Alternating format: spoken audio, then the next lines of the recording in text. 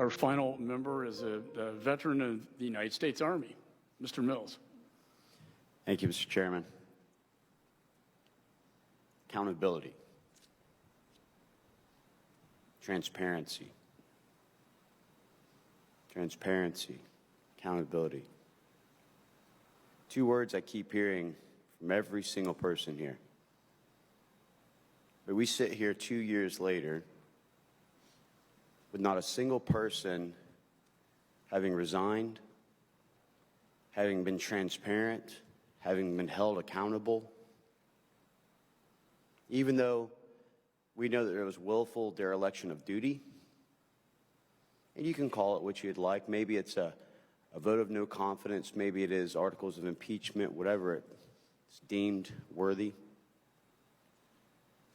But I look at this at the highest level.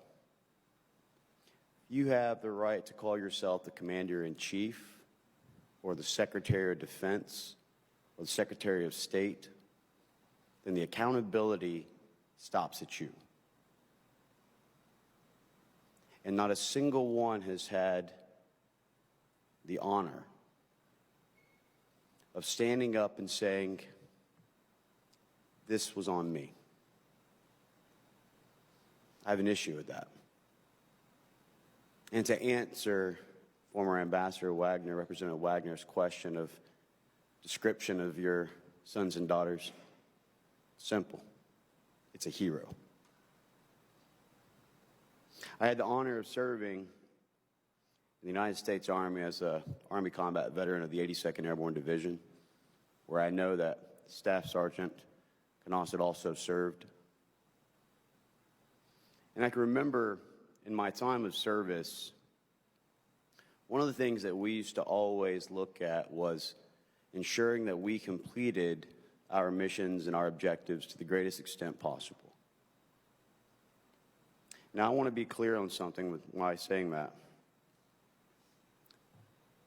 The failures that occurred in this Afghan botched withdrawal had everything to do with the suits and nothing to do with the boots. Our men and women carried out their missions, their objectives, their purpose with honor, with integrity, with courage. And they don't deserve to have the feeling as if all that they had fought and lost was for nothing. So to everyone who had served over the 20-plus years in Afghanistan or Iraq, your heroes and your service meant something. You know, when I asked Secretary Austin about what the definition of dereliction of duty is, he acknowledged my questioning. When I asked him if someone could be removed for dereliction or willful dereliction of duty, he acknowledged it, not realizing that I was talking about him. And I stand by my articles of impeachment that I've put forward against Secretary of Defense Lloyd Austin. And I do find that whether he found there was credible intel or not, and I'm utilizing his terminology where he talked about the identification of whether it was credible and actual intel and whether or not it could have been prevented, we all know that it could have.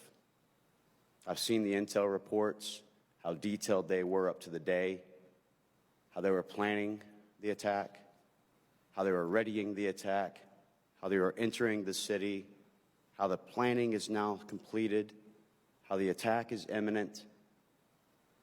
And then I looked at Secretary Blinken, who actually received something. The woman who was responsible for these descent cables had 16 years plus of time where she had been reviewing these cables. And I know that Ambassador Wagner had put her on the spot because she knows about these, having served as Secretary of State. And when we asked her whether or not there's been cables who's ever had 23 diplomats sign it, she said, never during my career have I seen that. The idea that this was political optics over military strategy is the reason that we have 13 Gold Star families sitting amongst us, and I'm honored to be here. I haven't been in Congress long, but one of the things that I pledged is that I would get accountability, answers, and transparency. I think that those descent cables, as well as for those intel reports, should be declassified for the families or for the American people so we can get one of those two words, which is transparency. And Tyler, let me just tell you, you're a hero, and I'm honored to call you a brother. And I'm grateful that you're here today. Your testimony is one of the strongest, and I was nearly looking like I was cutting onions because you had me tearing up so bad on that one.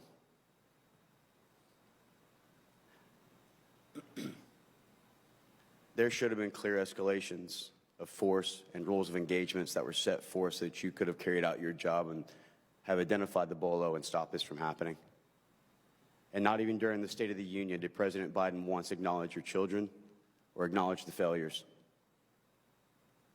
But I won't stop fighting, whether it's to change policy whereby families do not have to come out of money first and be reimbursed, or have nonprofits step in to replace and get them to where they need to be for their final resting, as they did with Nicole, or whether it be for making sure that those who are responsible hold their hand up and try and be a dignified and honorable individual to acknowledge what happened so it doesn't happen again.